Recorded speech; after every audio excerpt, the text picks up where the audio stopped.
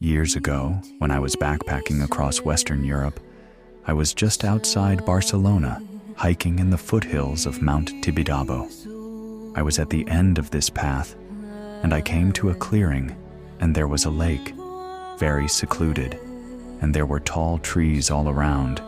It was dead silent, gorgeous, and across the lake I saw a beautiful woman bathing herself, but she was crying.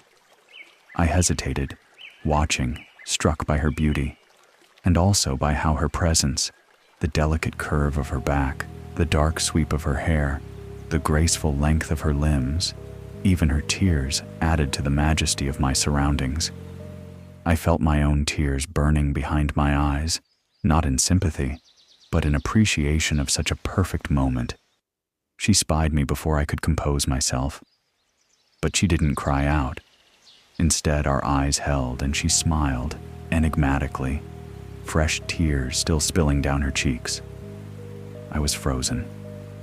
I knew nothing about this woman, and yet, as we stood on opposite sides of a pool of water, thousands of miles from my own home and everyone I had ever known, I felt the most intense connection, not just to her, but to the earth, the sky, the water between us, and also to the entirety of mankind, as if she symbolized thousands of years of the human condition.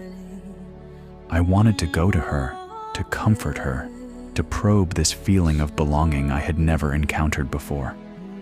But I couldn't, because I knew that if I spoke, if she spoke, that moment would be ruined.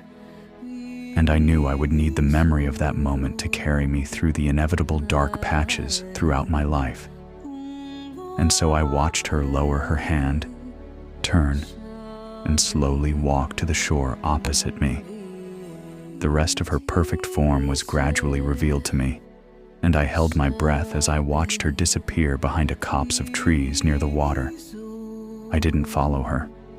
In fact, I turned around. I knew there was nothing else we could experience together that would be more perfect than that moment.